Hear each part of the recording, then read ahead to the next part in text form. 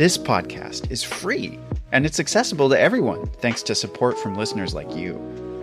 If you value this show, please consider supporting its production by donating to our home, KUOW.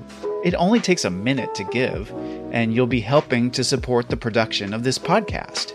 Make a donation at kuow.org or follow the link in the show notes. And thanks!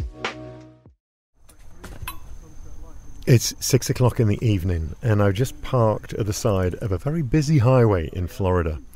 I'm meeting some guys named Kevin and Anthony. Ready, Kev? Born and raised. Okay, you want me to drive? It's up to you. Are we going up top? You're going to hop in right now. On top of Kevin's car is an aluminum platform. Whoa, that's dodgy. It covers the whole roof, and it has railings all around to hang on to. I'm supposed to get up on that roof, but there aren't very many ways to do that. Where the hell do you step up onto this thing? Oh, yeah. By the way, no fancy step on the tire, step on the roof, get the here. Okay. The guy barking orders is Kevin Pavlidis. He's a bounty hunter, and he's in a hurry. It's very bumpy up here, I'm going to warn you from now. Oh, this is fun. We're on a hunt, and it's one of the more bizarre situations I've ever found myself in. At night, they'll come out to the edge. Is that right? Why? Because that's where the food is. The food Kevin's talking about includes raccoons, opossums, and alligators. And we're here to catch what's eating them. Burmese pythons. Some of them are monsters, up to 20 feet long. They hide in the dense swamps.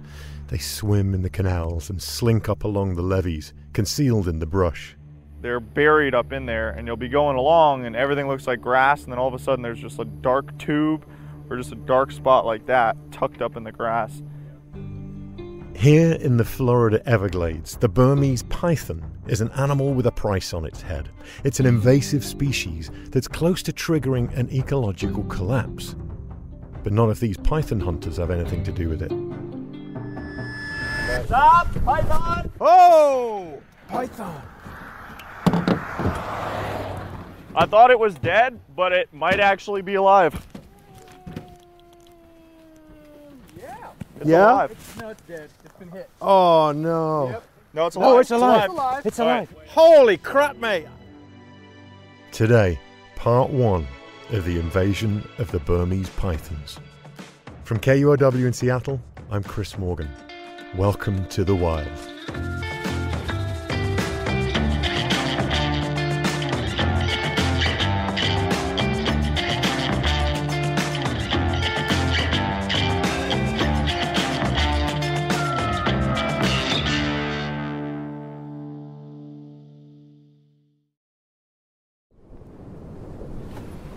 We're here in Florida talking about pythons. What do you think about pythons? Oh my God. The pythons and the alligators, they're crazy.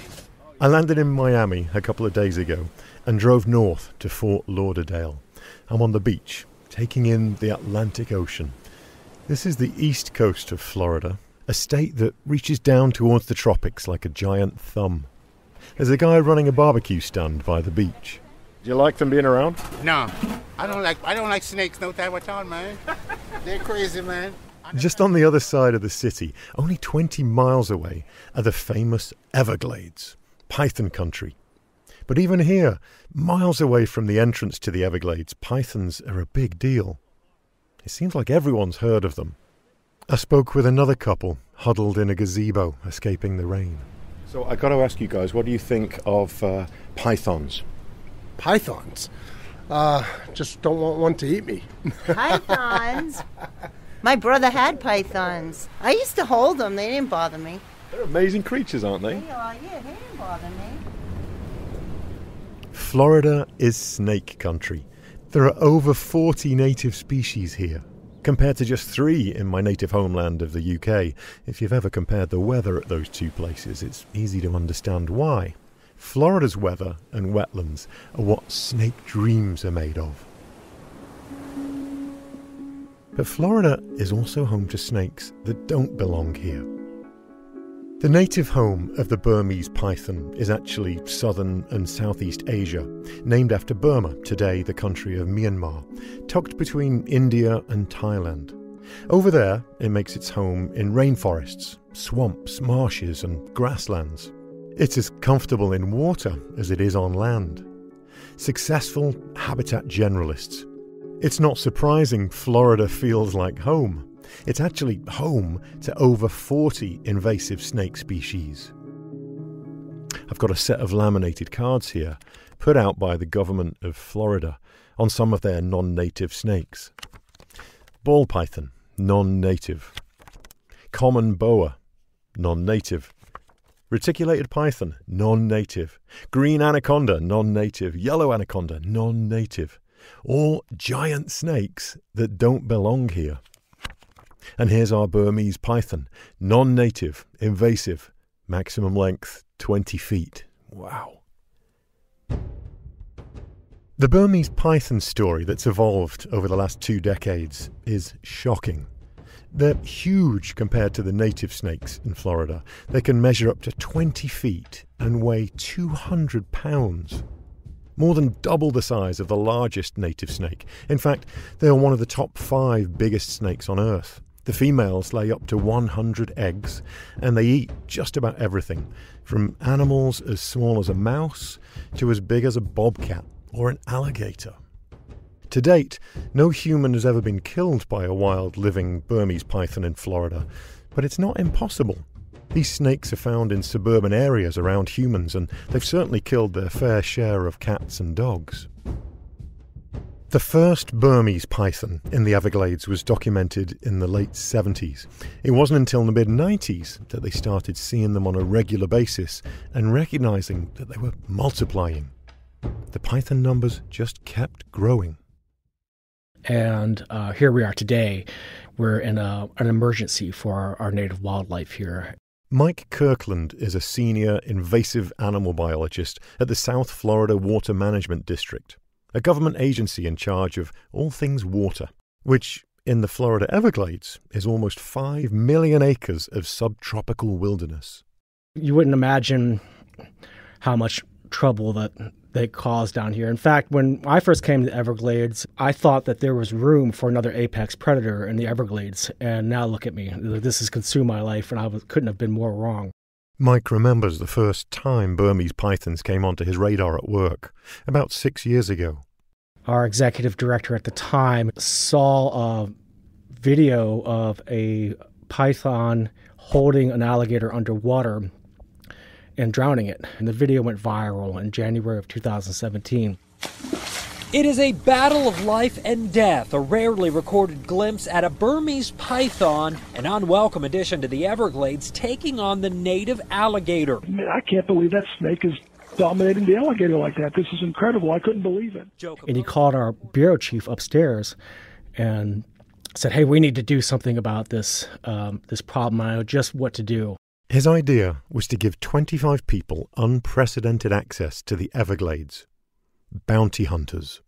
And so our bureau chief came down with these marching orders and asked, "Who's the snake guy of the group?" And he said, "I think Kirkland's interested in snakes." And they really didn't know. But they put me into a small conference room and they gave me this idea. You want me to go and be in charge of a bunch of fellow snake catchers in the Everglades? And I thought I might as well have won the lottery. The South Florida Water Management District willing to pay 25 people to help capture the invasive species as part of their pilot python elimination program. At the time, and still today, anyone can kill a python. Some people have practically made it a pastime. But Mike's official team gets paid for it. In addition to an hourly rate, each bounty hunter is paid by the foot. The first 4 feet of snake is worth $50. Then every additional foot is $25 after that.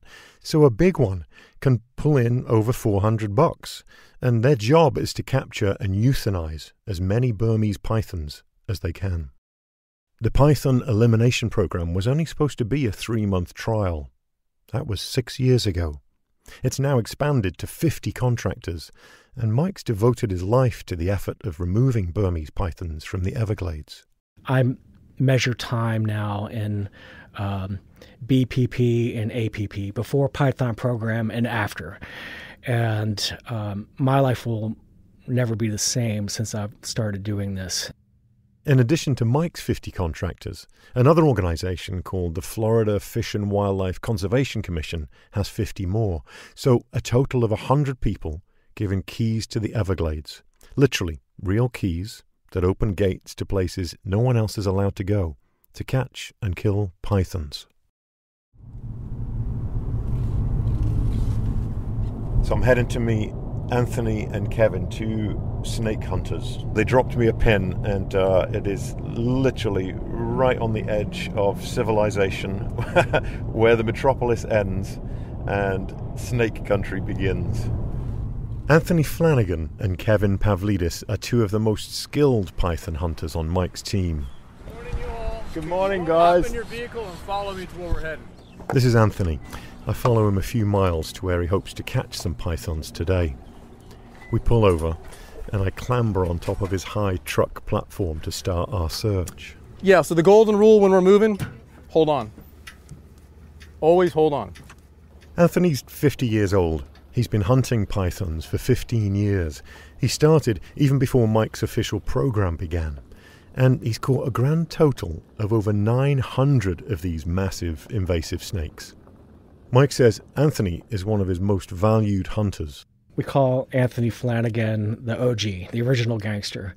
And he is really a python whisperer. He doesn't have, biology degree like I do, but he has gotten this down to a science. How does that tally with other people, other hunters? Puts him at the very, very top.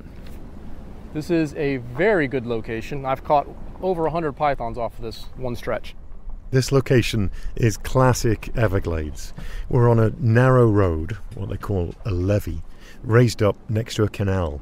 And as far as I can see, there are vast expanses of marsh and tall sawgrass on either side of us. The area you're going to want to look is where the low grass meets the taller sawgrass and stuff right on that edge, kind of like where my hand shadow is down there. The snakes will actually come out and hang just a coil out when it's visible. So hold on. All right, Dad. It's a family affair for Anthony. His dad is driving to help him out. We inch forward slowly on idle and start looking for snakes as thick as my thigh. It's a hot day, over 80 degrees and muggy. The sun is beating down. There are flies all around, and every so often we have to avoid poisonous overhanging trees. But we've got our eyes peeled from high up on the platform on top of the truck. See, if you see that right there, that indentation in the rocks, that little flat spot, that's from a python. Is that right? Yeah, that's from one that's been basking. How can you tell? You could just tell by the way it's matted, like in the little tunnel at the back, where the snake kind of climbed out and coiled and basked. You call them pads, that's where we call them beds. Basking pads or breeding pads. That's a basking pad. That's a huge snake that made that. Oh no, that's probably that's 8-9 feet maybe. Oh, it's a tiddler. Oh, that's a little tiny thing.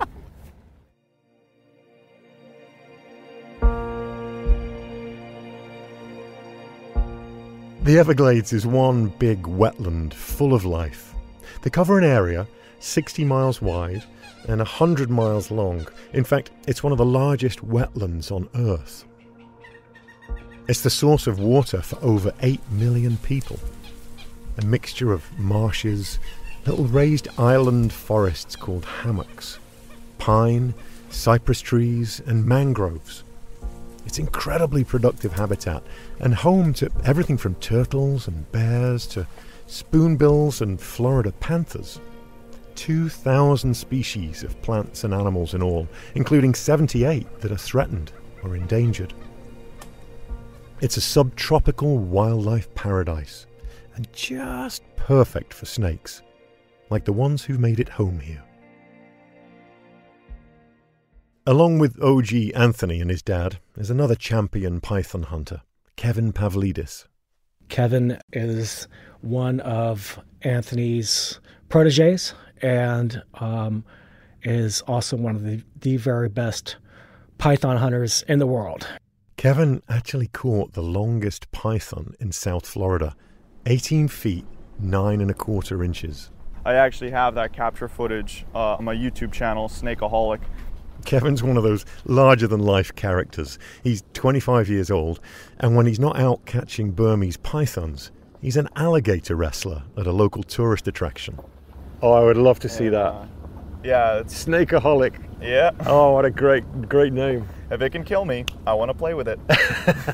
I don't think that he drinks nearly as much caffeine as I do, but I don't know where his energy comes from. It's just, another very passionate person. So, Kevin, can you describe what you're looking for in here? Anything, honestly. The way that we typically phrase it is anything that's out of place. Anything that doesn't look like Everglades. We duck our heads down low to avoid the poisonwood branches. This is serious business. Invasive species are one of the top 5 conservation problems in the world. When species that don't belong in a particular ecosystem start to multiply, they can have disastrous effects. And here, it's seen in what the pythons eat. We're seeing 95% reduction in fur-bearing animals in Everglades National Park, the surrounding natural areas. I challenge you even to go to Everglades National Park and find a single fur-bearing animal, a single squirrel, raccoon, fox, possum, deer. Doing nothing is not an option.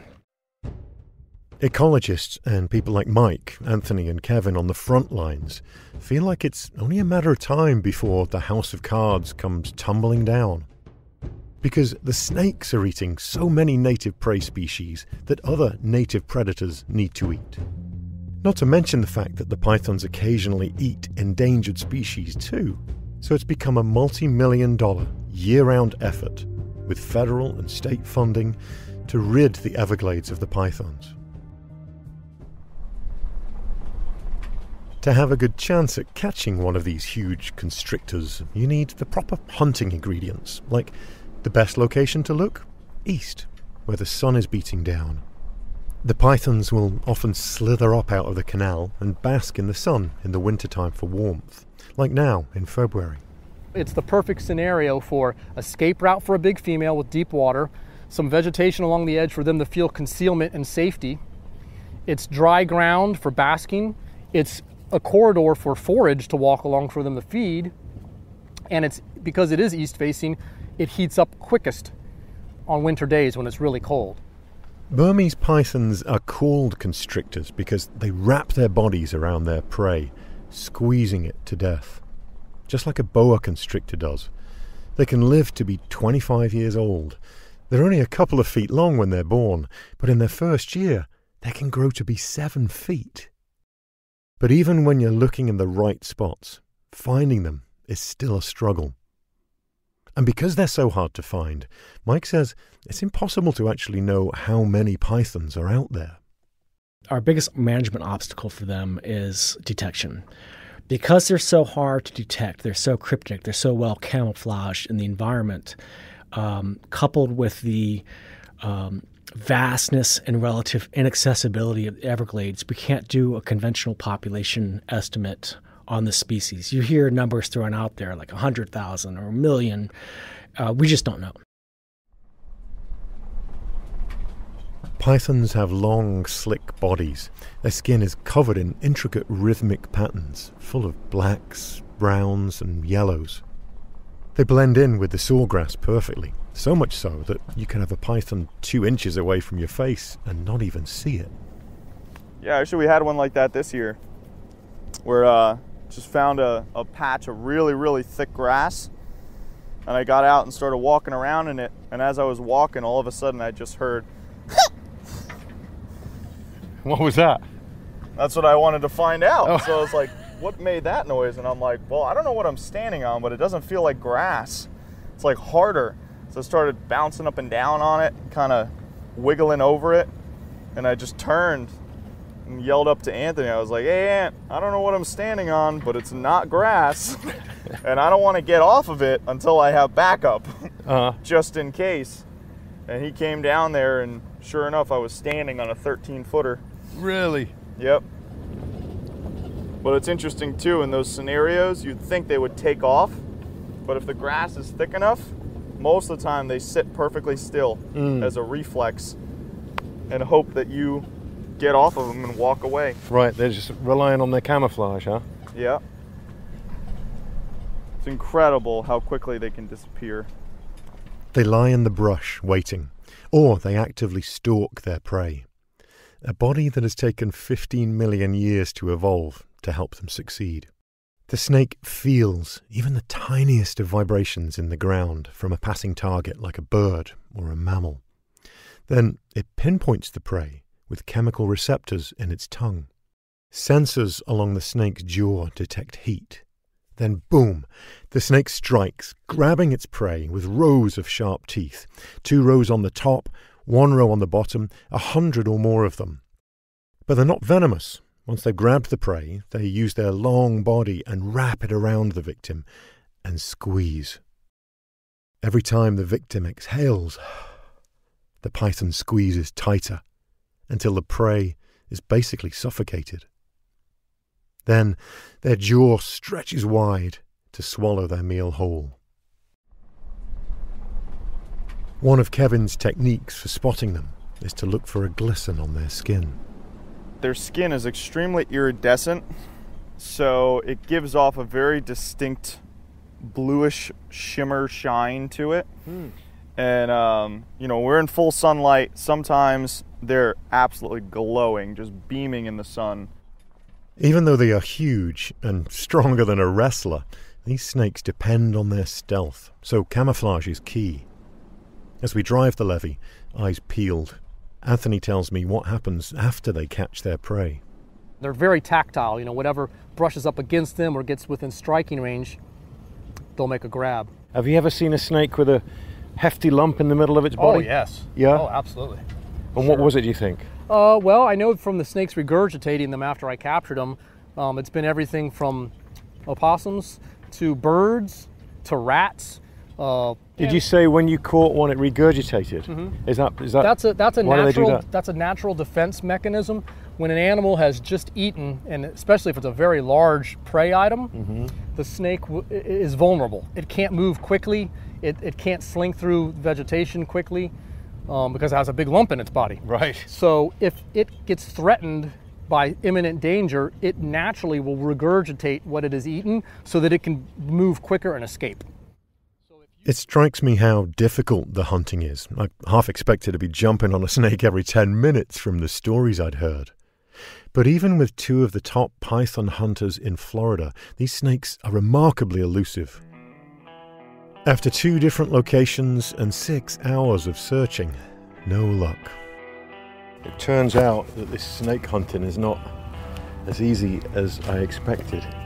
I think these guys are too good at it. There's no snakes. You've caught them all, Kevin. Working on it. So we make a plan. We're going to regroup tonight. Anthony sends us another location pin. This time, the edge of a busy highway running east to west across the Everglades.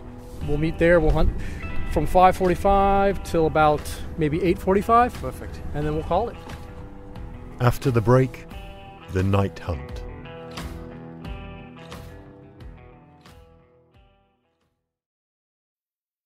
I'm Alex Schwartz. I'm Nomi Fry. I'm Vincent Cunningham, and this is Critics at Large, a New Yorker podcast for the culturally curious. Each week, we're going to talk about a big idea that's showing up across the cultural landscape, and we'll trace it through all the mediums we love. Books, movies, television, music, art. And I always want to talk about celebrity gossip, too. Of course. We hope you'll join us for new episodes each Thursday. Follow Critics at Large today, wherever you get podcasts. Every night, when it's time to go home from work, Mike Kirkland leaves his office, heads home, and parks himself in his home office. So you can see we've got 1, 2, 3, 4, 5 contractors in the field right now. He's got a computer screen displaying a map of the Everglades, with little tiny dots moving around on the screen. Those are his python hunters. He can track them through an app on their phones. I have to say I'm not a sports fan, so I don't watch football, but when I go home, this is a game I turn on, and I just watch dots move around the Everglades. His phone is always on. He says he often responds to hunters in danger faster than 911. He makes himself available to his team 24 hours a day, 7 days a week. Mike tells me one of his hunters called him once while wrestling a huge python on his own in the swamp. Mike was too far away to help, but like an emergency switchboard, he quickly checked his map, found another python hunter nearby, and deployed him to rescue the fella who was thrashing around with the snake. It all worked out thanks to Mike. I have worked in the Everglades for about 17 years or so, and a lot of the time was by myself. And I would remark when I would get back late at night or early in the morning, nobody's checking to see if I got back safe or anything like that. And I always told myself back then, if I'm ever in a leadership position, I'm going to make sure that, that I don't fall asleep until everybody's in.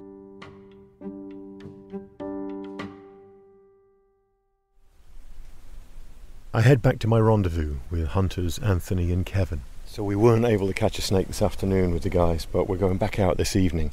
It's about 5:30 now. Sunset is about 6:15. So we're hoping that because it's been such a hot day, the snakes weren't out. It was too hot even for a snake today. So now, darkness approaching, we're hoping the snakes will be out and give us another chance to catch one. So that's the dream. We're feeling hopeful. It's dark, and we're on the side of a busy highway, slowly driving the grassy verge. Kevin's got huge lights attached to the railings on the top of his car, pointed straight at the sawgrass along a canal. Anthony's eyes are glued to the ground, but while he's scanning, he shares something with me that I wasn't expecting. He tells me he has cancer. He says he had a chemotherapy session just yesterday. It's why his dad was out driving for him today. They gave me 2 to 3 years to live with the cancer, so we'll see how that works. It's been Really? 7 months. Oh my goodness, I'm sorry. Yeah.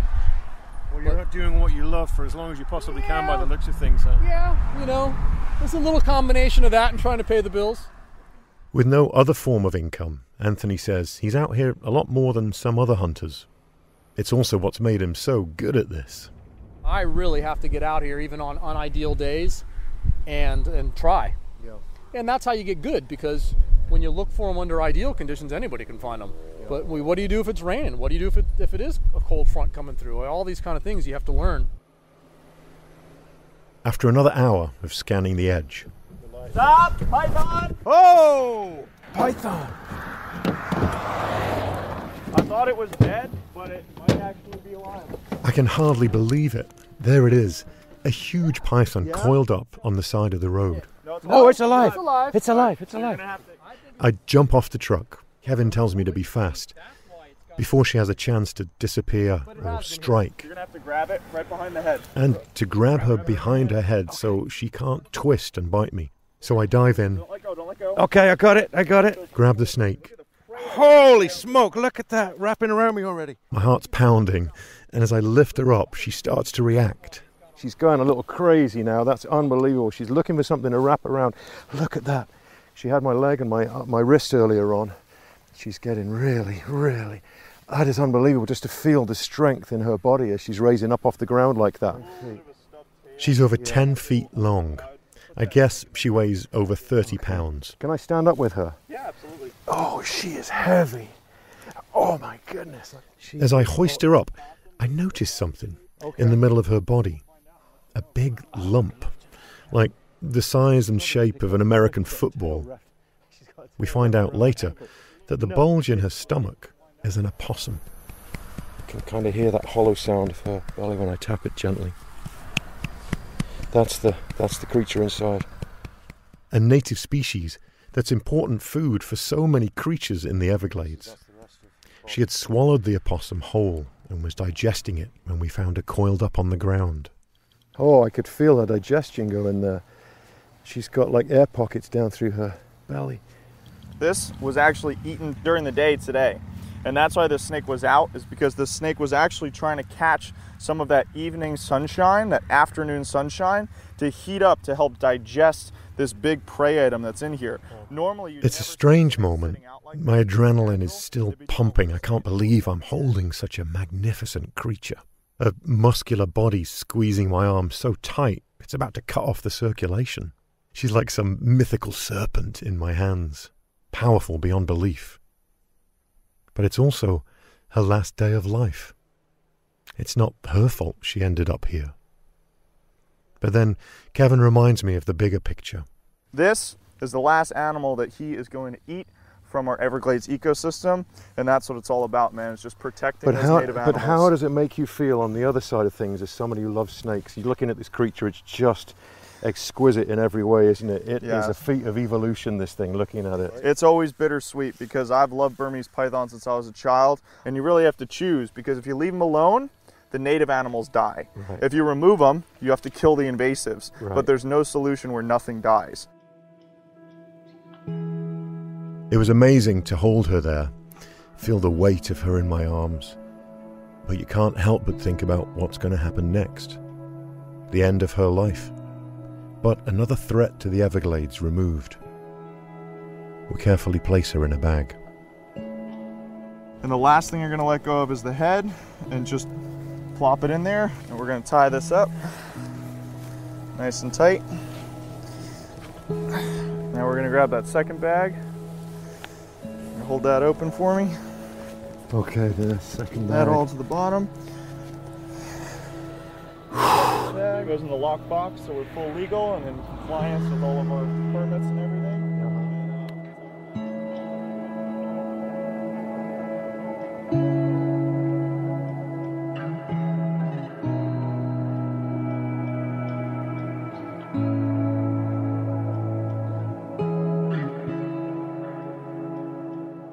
We pile on top of the car again for the ride back, wind in our ears, reflecting on the day we've just had, and the lives of hundreds of thousands of snakes that the hunters want out. Their resiliency is incredible. Like, they can take a beating and keep on ticking. Yeah. In fact, that one from tonight was scarred up pretty good. It had, even at its age, that snake was probably 5 years old. What would it be scarred from?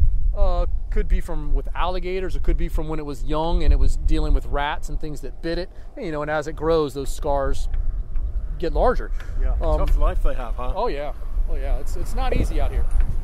There's a tough kind of resilience in Anthony too, and a dedication that Mike says runs deep. I've learned a lot about Anthony through some of the health issues that he's dealing with. And at first I'm telling him, hey, you don't need to be out in the field tonight. I want you to stay home and rest. But he never followed that advice. And then suddenly it just clicked. This is what he does. And, for him to be stuck at home would be the thing that would kill him in the end. As we pull up to the parking lot after the night hunt and we're about to say goodbye, Anthony pulls out his phone.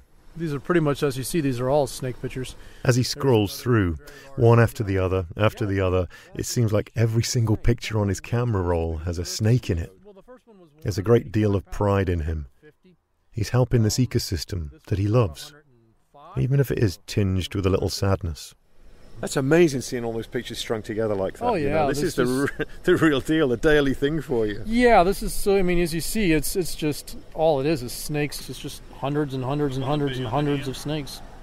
I wonder if he feels like he's making a difference. I think in localized levees, we're maybe putting a dent, but I've been finding them and removing them from the wild for 14 years, and the numbers don't seem any different to me. Kevin and Anthony and Mike, their lives are devoted to this Python program. I can see it takes not just skills and stamina, but an ability to focus on the bigger picture. It's a lot to get my head around. The problem, the people devoted to fixing the broken ecosystem, the future. So, personally, what's your relationship with this snake, with the Burmese python? This project has really consumed me, and it's become part of my identity even, and same with a lot of the hunters, but if I could get rid of all the pythons today, I would. And I don't have any tattoos, but if I ever got one, it would have to be of the Burmese python. And I look forward to the day when they're not in the wrong place like they are here. So, where did these snakes come from? And how did they get here? Exotic pet trade in general is a huge business. It's a multi-billion-dollar business. And Miami is really ground zero in the United States for the import of exotic pets. Coming up on part 2 of Invasion of the Burmese Python, we'll dig into what brought them here in the first place, the exotic pet trade, plus how science is being used to try and solve what seems like a losing battle. Next time on The Wild.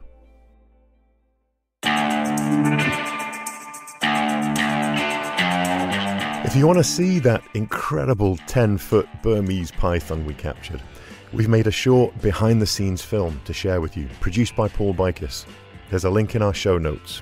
And as always, there are some pretty eye-opening photographs and clips on Instagram at The Wild Pod and mine at Chris Morgan Wildlife. Special thanks to Travis Scott. The Wild is inspired not just by nature, but by the people who work in it, love it, protect it. The Wild is a production of KUOW in Seattle and me, Chris Morgan, with support from Wildlife Media. Our producers are Lucy Suchek and Matt Martin. Jim Gates is our editor. A very special thank you for their kind financial support to Jill and Scott Walker, Rose Letwin, Ellen Ferguson, Anna Kimball, John Taylor, Paul Lister, Mark Wilkins and Rebecca Badger, Bob Yellerlees, Barbara Stolman and Annie Mize. Our production team includes Paul Bikis, Juan Pablo Chiquiza, April Craig, Michaela Gianotti Boyle, Tatiana Latre, Cara McDermott, Darcy Riggin-Schmidt and Brendan Sweeney. Our theme music is by Michael Parker. I'm Chris Morgan. If you enjoy The Wild, please spread the word. We tell these stories to reach and inspire as many people as possible. Thanks so much for listening.